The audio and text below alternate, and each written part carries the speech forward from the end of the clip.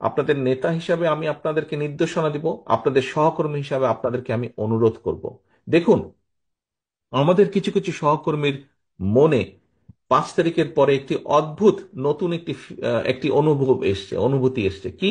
মনে হচ্ছে যে আমরা বোধহয় সরকার গঠন করে ফেলেছি। প্রিয় সহকর্মীবৃন্দ, আমরা সরকার গঠন করিনি। আমরা এখনো বিরোধী দলই আছে, বিরোধী দলেই আমরা অবস্থান করছি, বা আমরা অন্তত যাই হোক সরকারি দলে আমরা নেই বা সরকারে আমরা নেই।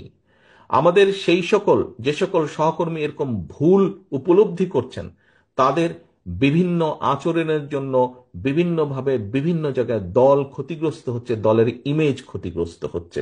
প্রিয় সহকর্মীবৃন্দ, এর ভিতরে চট্টগ্রামেও কিছু কিছু ঘটনা ঘটেছে। আমি কঠোরভাবে আপনাদেরকে আজকে আপনাদের নেতা হিসেবে নির্দেশনা দিতে চাই, আপনাদের সহকর্মী হিসেবে আপনাদের কাছে বিনীত অনুরোধ করে বলতে চাই। দেখুন, আপনারা এখানে প্রত্যেকটি উপস্থিত 859 জন প্রত্যেকটি মানুষ, আপনারা এক একজন বিএনপির প্রতিনিধি। আপনারা এক একজন কিন্তু বিএনপির প্রতিনিধি।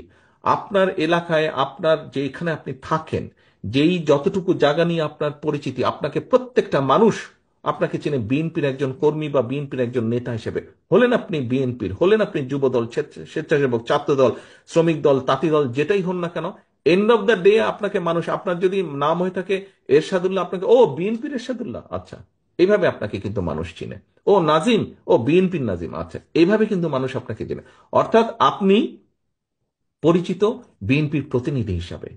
প্রিয় সহকর্মীবৃন্দ, আপনি যখন আপনার নিকট আত্মীয় স্বজনের বাসায় যান, আপনি নিশ্চয়ই আপনার চলাফেরা, কথাবার্তা, উঠা বসাতে এমন কিছুর পরিচয় দেন যাতে সেই আত্মীয়র মনে আপনার সম্পর্কে কোনো নেগেটিভ ধারণা না হয়।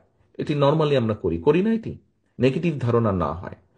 সহকর্মীবৃন্দ, আপনি যখন এলাকায় পরিচিত বিএনপির প্রতিনিধি হিসাবে, কেন আপনি এমন কিছু করবেন?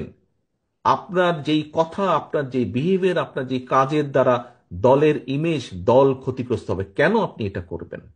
আপনার এলাকার মানুষ তো আপনারই স্বজন, আপনারই তো আপনজন।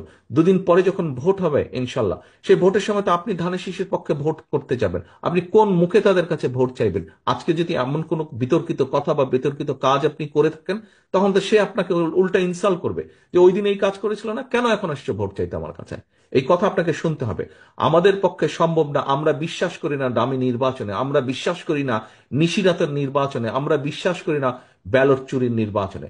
আমরা বিশ্বাস করি জনগণের কাতারে। একজন নোয়াখালীর একজন বোন বলেছেন কিভাবে এই দেশের মা বোনেরা বিএনপিকে ভোট দেয়। আমরা সেইভাবে সেই ভোটে বিশ্বাস করি, যেখানে মানুষ লাইনে দাঁড়িয়ে নিরাপদে, নিরাপত্তার সাথে, স্বচ্ছভাবে, স্বাধীনভাবে, মুক্তভাবে, ভয়হীনভাবে ভোট দিয়ে যাবে।